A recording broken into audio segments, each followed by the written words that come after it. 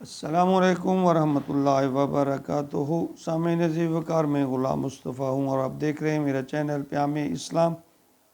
اللہ اور اللہ کے رسول کا پیغام آپ تک پہنچانے کی کوشش کرتا ہوں۔ آج کا ہمارا سبق سورۃ توبہ آیت نمبر 62 اور 63 پر مشتمل ہے۔ اعوذ باللہ من الشیطان الرجیم، بسم اللہ الرحمن الرحیم۔ یحلفون باللہ لکم لیرضوکم واللہ ورسولہ احق ان یرضوہ ان کانوا مؤمنین الم یعلموا انہ من یحادد اللہ ورسولہ فإن لہ نار جہنم خالدا فیہا ذلک الخزی العظیم۔ منافقین ہر وقت اس کوشش میں رہتے کہ وہ مسلمانوں کو اپنا اعتماد اور یقین دلائیں، اور دوسری طرف وہ اپنے کفر کے جو ساتھی ہیں ان کو بھی ناراض نہیں کرنا چاہتے تھے۔ صاحب ظاہر اگر دل میں چور ہو تو پھر اندرونی کیفیت یہ دھڑکا رہتا ہے کہ میری اندرونی کیفیت جو ہے وہ دوسروں کو نہ پتہ چل جائے۔ تو اس موقع پر مسلمان کو فتوحات ہو رہی تھی، اسلام کا سکہ بیٹھ رہا تھا، لوگ اسلام میں داخل ہو رہے تھے، تو ایسے میں وہ مسلمانوں کو ناراض کرنے کے بھی متحمل نہیں ہو سکتے تھے۔ تو لیکن اللہ تعالیٰ اس آیت میں فرما رہے ہیں کہ اگر وہ عام مسلمانوں کو راضی کرنے کی بجائے وہ اتنی توغدو اللہ کو خوش کرنے میں کریں تو کامیاب ہو جائیں۔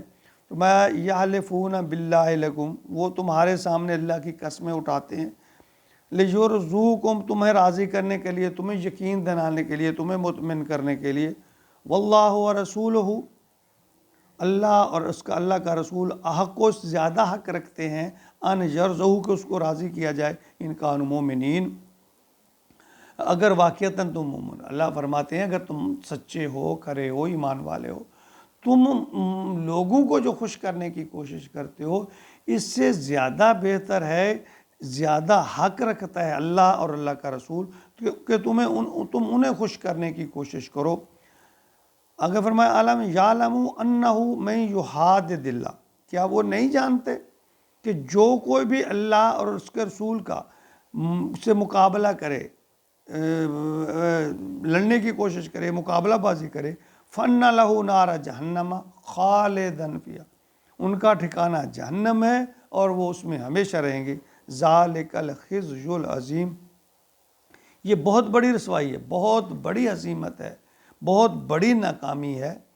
یعنی اللہ تعالیٰ یہاں فرما رہے ہیں کہ اگر تم اتنے ہی اچھے ہو، تم بہتری چاہتے ہو، تو تم اللہ اور اللہ کے رسول زیادہ حق رکھتے ہیں بنسبت عام لوگوں کے کہ تم اللہ اور اللہ کے رسول کو راضی کرو، بجائے اس کے کہ تم لوگوں کو راضی کرنے، یعنی یہ تو وقت ابن الوقتی ہوئی نا، دنیا داری ہوئی کہ اللہ کو لوگوں کو راضی کر لو۔ ترمذی میں ایک حدیث ہے 2414 نمبر پر، حضور اکرم صلی اللہ علیہ وسلم نے فرمایا کہ جو اللہ کو راضی کرنا چاہے، جو اللہ کو راضی کر لے چاہے لوگ ناراض ہوں، یعنی جو اللہ کو راضی کر لے چاہے لوگ ناراض ہوں، اللہ اس سے راضی ہو جاتا ہے اور لوگوں کو بھی اس سے راضی کر دیتا ہے۔ اور جو لوگوں کو راضی کرنے کے لیے اللہ کو ناراض کریں، اللہ اس پر ناراض ہو جاتا ہے اور لوگوں کو بھی اس سے ناراض کر دیتا ہے۔ یعنی اصل چابی کیا ہے؟ اللہ کو راضی، جب اللہ کو راضی کریں گے اللہ لوگوں کے دل تمہاری طرف موڑ دے گا۔ اگر تم اللہ کو ناراض کر کے لوگوں کو راضی کرنا چاہو تو اللہ کا فرمان نبی اکرم صلی اللہ علیہ وسلم نے فرمایا پھر اللہ نہ تو خود راضی ہوگا نہ لوگ تیرے اوپر راضی ہوں گے۔ اگر تمہاری نیت یہ ہے کہ اللہ مجھ سے راضی ہو جائے تو پھر اللہ کو راضی کرنے کی کوشش جب کرو گے تو اللہ بھی راضی ہوگا، اللہ لوگوں کو بھی، دلوں کو بھی تمہاری طرف موڑ دے گا، وہ بھی تم سے ناراض نہیں ہوں گے۔ کہا جاتا ہے کہ جھوٹ کو جتنا بھی چھپاؤ وہ نہیں چھپتا۔ منافق جب بھی کچھ سازش کرتے تو پکڑے جاتے، پھر قسمیں کھا کر یہ یقین دلاتے، کوشش کرتے کہ جی ہم تو مومن ہیں، ایمان والے ہیں، اسلام والے ہیں، تو اللہ فرماتے نہیں، ایسا نہیں ہے کہ علم یعلم انہ یحادد اللہ، کیا وہ نہیں جانتے کہ جو بھی اللہ اور اس کے ساتھ مقابلہ، اللہ کے رسول کے ساتھ مقابلہ کرنا چاہتا ہے، مقابلہ کر رہا ہے، وہ ان کا ٹھکانہ جہنم ہے۔ اللہ کہتے ہیں ایسا نہیں ہے، تم اللہ کو اور اللہ کے رسول کو راضی کرنے کی کوشش کرو۔ اگر ان لوگوں پہ یہ پتہ چل جائے کہ اللہ اور رسول کے رسول سے مقابلہ بازی جو ہے، ان کی نافرمانی کا جو انجام ہے، اگر اسے علم ہو جائے تو وہ ایسا نہ کرے، یقیناً وہ اپنی نافرمانی کے سبب جہنم کی آگ میں چلیں گے۔ اللہ فرماتے ہیں، اور وہ آگ جس کے بارے میں نبی اکرم صلی اللہ علیہ وسلم نے فرمایا کہ یہ دنیا کی آگ سے 70 گنا زیادہ ہے۔ ترمذی کی ایک روایت ہے، ابو ہریرہ رضی اللہ تعالیٰ عنہ روایت فرماتے ہیں کہ رسول اللہ صلی اللہ علیہ وسلم نے فرمایا، دوزخ کی آگ کو 1000 سال تک بھڑکایا گیا، حتیٰ کہ وہ سرخ ہو گئی، پھر 1000 سال تک اس کو بھڑکایا گیا، وہ سفید ہو گئی، اور پھر اس کو 1000 سال تک بھڑکایا گیا، حتیٰ کہ وہ سیاہ ہو گئی۔ اور اب آگ جو جہنم کی آگ ہے اس کا رنگ سیاہ ہے۔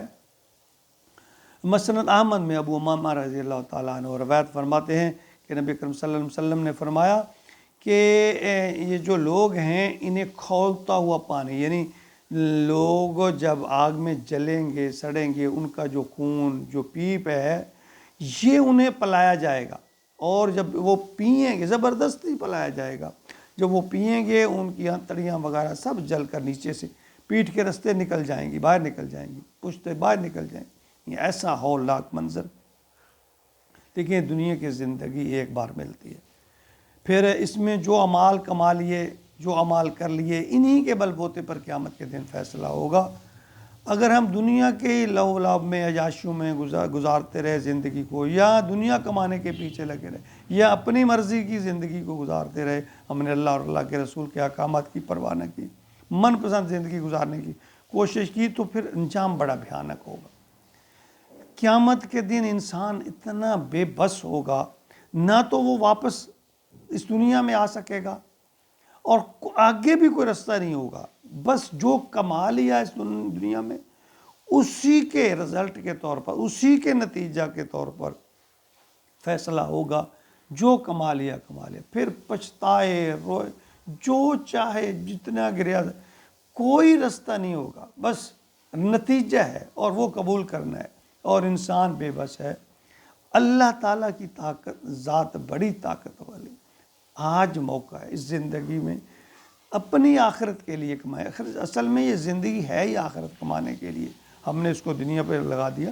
دنیا کو ضرورت کے مطابق کمائیں، اور زیادہ، اور پھر ایک اور بھی اس میں بات کا خیال رکھیں کہ دنیا کو اگر اللہ اور اللہ کے رسول کے بتائے ہوئے طریقے کے مطابق کمائیں تو یہ بھی ایک عبادت ہے، اور پھر اللہ کو راضی کرنے کی کوشش کریں۔ یہ دنیا حقیقی نہیں، عارضی ہے، ختم ہو جانے والی ہے، اس کو حقیقت سمجھنا بے وقوفی ہے۔ آخری زندگی، آخرت کی زندگی حقیقی ہے۔ عقل مند وہی ہے جو اپنی آخرت کے لیے کما لے، اپنی آخرت کو سنوار لے۔ اللہ تعالیٰ ہم سب کو اللہ اور اللہ کے رسول کے احکامات کو سمجھنے اور اس پر عمل کی توفیق عطا فرمائے، اور اللہ ہماری موت جب آئے تو اللہ ہم سے راضی ہو، اللہ ہم سے خوش ہو، یہی کامیابی ہے۔ اللہ تعالیٰ سب مسلمانوں کو یہ کامیابی نصیب فرمائے، آمین۔